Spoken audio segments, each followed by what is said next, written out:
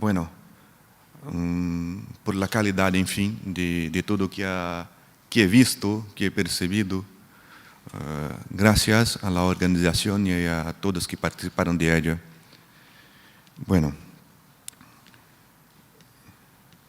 el reportaje fotográfico y la publicidad gubernamental. El caso de la revista Era Nova.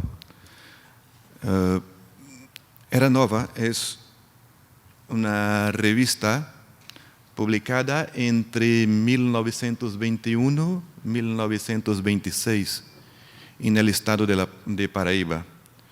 Bueno, y el tema no es tan denso, no es tan importante como algunos que he visto aquí, pero me pareció interesante porque es un trabajo, bueno, con una fecha muy antigua en que la valoración de la fotografía es explícita. Bueno, esta es su portada, publicada en 27 de marzo de 1921. En su primer número, Era Nova publica 10 fotografías, de esas solamente 5 poseían ligación con los textos y titulares. O sea, esa es una clara evidencia de que las fotografías tenían un papel muy reducido, más ilustrativo y menos informativo. Y aquí hago un paréntesis para decir, bueno, mi preocupación es siempre, o casi siempre, la investigación de fotografía, fotoperiodismo especialmente.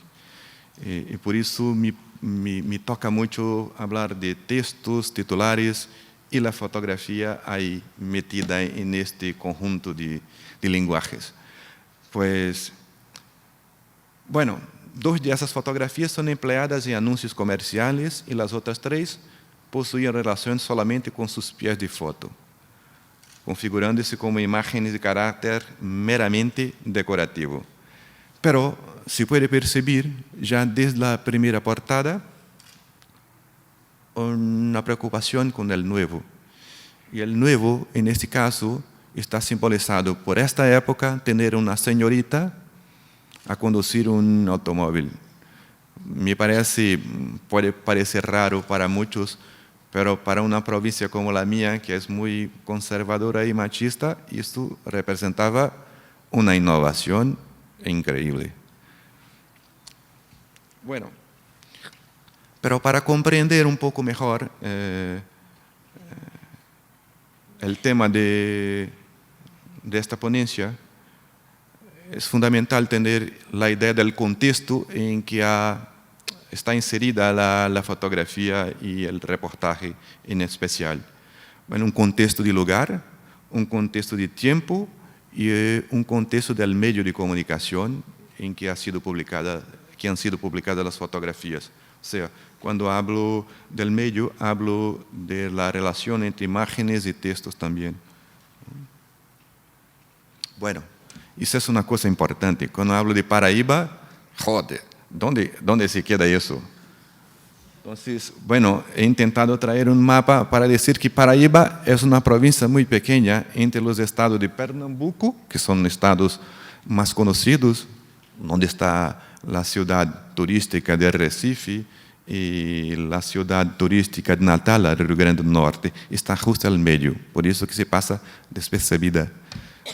Aquí, en el otro mapa, me la pongo en naranja, para que quede muy claro, ¿eh? Es una ciudad es una provincia muy pequeña.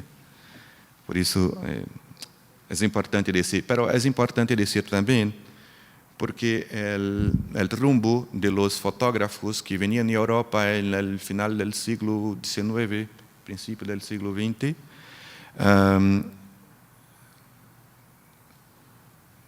también convergieron para estados más grandes. O sea, Paraíba era un estado secundario, una provincia secundaria para esos fotógrafos. Entonces, bueno, se venían de Europa para sitios como este, para Pernambuco, para Bahía, para Río, para Estado del Pará, pero los otros se quedaban ahí por el medio.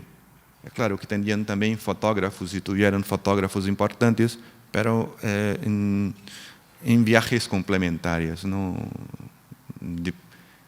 Las elegidas eran las más grandes. Bueno, hay un contexto de tiempo que es fundamental también. Este contexto de tiempo tiene importancia por una serie de factores. Primero, es fundamental entender que la provincia de Paraíba tuvo su apogeo económico entre 1915 y 1930. Esto es cuando la cultura o el cultivo del algodón se da de manera expresiva. O sea, el Estado tenía una fuente de ingresos muy grande en función de la producción del algodón para la industria textil,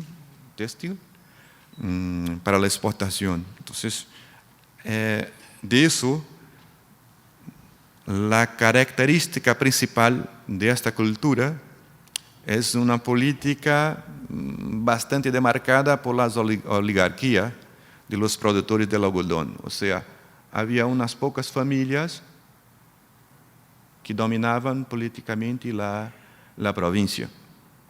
Eso, bueno, hasta hoy es un poco así. Y en las urbes, en las ciudades de medio y grande porte, pues era formada por una élite de grandes empresarios del comercio y los funcionarios públicos del Estado central. O sea, era un poco el contexto de tiempo estaba demarcado por esa cuestión. O sea, un poco de la economía y de la formación política de la ciudad y de la provincia. Y mismo con la élite conservadora, pues había espacio para una revista como Era Nova, que si bien sus contenidos son también conservadores, pero había espacios para un diálogo con algunos pensamientos más nuevos. La fotografía está metida ahí un poco, a ayudar un poco a ese pensamiento. Bueno, y a nivel nacional, nos tendremos un periodo en que Brasil vivía una revolución en el campo artístico y cultural, con la Semana de Arte Moderna, que ha sido realizada en São Paulo en 1922. O sea, es un movimiento cultural, no solamente en la literatura y las artes, no solamente en las artes plásticas, pero sobre todo en la literatura, ha sido un marco en la historia del arte de Brasil. Y esto ha marcado sensiblemente y ha cambiado mucho la manera de ver e incluso la manera de mirarse a sí mismos los brasileños. Porque hasta entonces nós teníamos una cultura eminentemente europea. La forma de reproducción en el campo artístico era predominantemente europea. Y ahí surgen cosas como en la pintura, los casos que voy a poner son más de la pintura, de las artes plásticas, trabajos como este de Tarsila do Amaral, llamada Abapuru, que bueno, expresa un poco del folclore, de las creencias nativas de los indios y todo. Bueno, hay trabajos como este que enseñan un poco de la brasilidad que nunca, o que casi nunca era puesta a vista por los pintores, como el cuadro de Cândido Portinari denominado El Mulato, o mismo una tela de Di Cavalcanti, en que una mujer con seno a vista es retratada, una cosa ya bastante, moderna para la época, y también la caracterización de una manera distinta de representación, no cargada de realismo que predominaba hasta entonces. Pues es en este contexto de tiempo que também conlleva um pouco desta ideia de modernidade e de conservadorismo que está na revista Era Nueva. Pois este movimento artístico se ha denominado um movimento antropofágico. Bom, o contexto do meio está demarcado, primeiro, por las dificuldades de operar o aparato fotográfico. Sabemos que os aparatos grandes, os aparatos de soporte bastante, lentos, impediam as fotografias mais dinâmicas. Ou seja, as fotografias de movimento, havia muita dificuldade para isso. Também o peso e a dificuldade de revelado, que são questões importantes para ter em conta quando falamos de fotografia, quando falamos de fotoperiodismo e, sobretudo, quando falamos de uma época bastante remota para nós, não? Em 1925. E as dificuldades para a impressão, ou seja, transponer as fotografias para os periódicos e revistas, era outra epopeia, a meu ver. Não era uma coisa fácil como hoje temos. Era um trabalho hercúleo. E, por fim, na época marcada por la ausência de observação de que fotografia e os textos compõem linguagens complementares. Ou seja, se miramos hasta 1925, as fotografias não tinham quase nada ou muito pouco a ver com as informações textuais. Ou seja, eram coisas completamente separadas.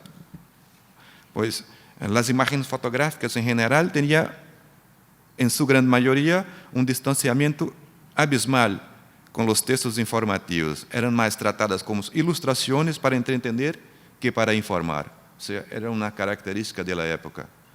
Pois, e por fim, estas fotografias, quando apareciam, em geral, parecia para o colonismo social. Não sei como chamam aqui em Montevideo, mas é posto assim. Ou seja, em alguns lugares se chamam de prensa rosa, prensa del corazón e coisas que, bueno. Aí está um exemplo de la prensa rosa. Mira, há versos, há artículos e há uma senhorita de la sociedade de uma cidade de minha província. E nada mais. Ou seja, a fotografia era um decorativo, um meio decorativo. Mas isso, é claro, a revista também ponia coisas interessantes, por exemplo, para a própria história da fotografia, como este anúncio de Casas Kodak, em que uma senhorita faz fotografias. Um trabalho general feito por homens, que passa também, com sua popularização, a ceder espaço para as mulheres, ou as mulheres começam a conquistar esse espaço para as fotografias também. É uma coisa importante. Este senhor que aparece na fotografia tem origem espanhola. Creo, porque não está claro, que as fotografias que compõem o reportaje fotográfico seguramente são de ellos, ou por lo menos uma boa parte é de ellos. Valfredo Rodríguez ha sido um documentarista importante em las primeiras décadas do século XX. E aqui há um exemplar da revista que também me parece importante para dizer como era a revista na época. Essa é a foto de um presidente da República que ha sido, bueno, presidente de Brasil. E, bueno, outra vez na Casa Kodak. Pois muito bem. Aqui há um pouco de la fotografia, seus usos, em la sociedade, na prensa. Pois isto é que me impressiona, que um contexto como esse, um reportagem fotográfico com 50 fotografias aparece no ano de 1925 para tratar da questão do saneamento da capital. Ou seja, tanto de las aguas pluviales cuanto del agua para el consumo de la gente. O sea, es un trabajo bastante interesante por su calidad plástica, por asociar las fotografías a los textos, que era una cosa que casi no existía, y sobre todo por los espacios que ocupan las fotografías. O sea, por primera vez vemos las fotografías tener un espacio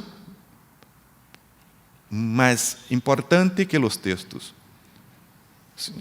No puedo asegurar eso, pero tengo quase cierto que es el primer gran reportaje fotográfico de Brasil, por la cantidad de fotografía, por la plástica empregada, por trabajar directamente la información con el texto.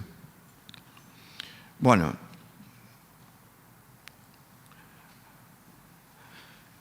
voy a pasar un poquito más deprisa, pero ¿dónde surge entonces la publicidad? La publicidad surge en los textos. Los textos hacen de las fotografías que no enseñan políticos, enseñan obreros, enseñan las obras, pero los textos nos conducen a una lectura de que hay gente por detrás de estas obras, que hay gente que comanda estos obreros. Y esa gente era el expresidente de la provincia, Benevides Solón de Lucena. Este texto es un poco la apertura del reportaje que trata muy bien de esta parte. Y sigue, bueno, el trabajo, mira que los obreros no hacen pose para la foto. O sea, es una cosa también importante.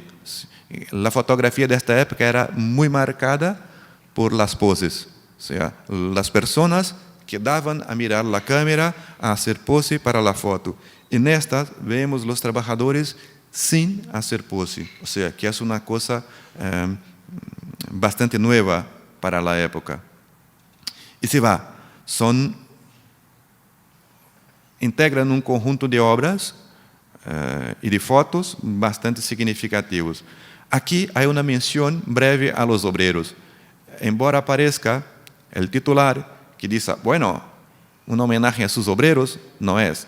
Tiene apenas las 2 primeras líneas dedicadas a los obreros, 2 o 3 primeras líneas dedicadas a los obreros, pero lo demás la dedica al presidente de la provincia. O sea, es solamente para engañar. Por eso que es una publicidad muy fina. O sea, se travesa de información, pero en verdad es una publicidad del gobierno, de sus obras, de sus acciones. Bueno, y aquí voy a enseñar un poco más de las imágenes, porque creo que mi tiempo ya está a punto de agotar. Son fotografías de las obras, y mira, en ningún momento hay políticos. En ningún momento. Hay las obras, hay los espacios, hay los obreros, pero no hay políticos. Es muy refinada la técnica que han utilizado para la época. Bueno, perciben también que las imágenes están muy malas, porque las revistas estaban muy malas. O sea, hacía fotografía de la revista con miedo que ella se, transformara en polvo.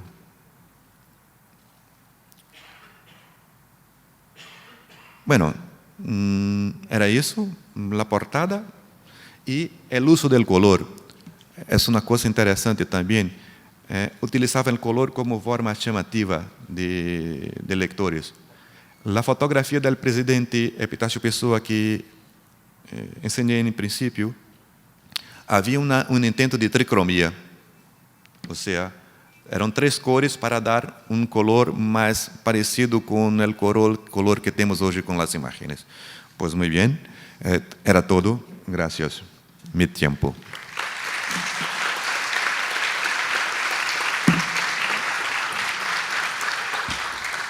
Bueno, vamos a continuar con la ponencia de Silvia Pérez Fernández y hacemos las preguntas al final.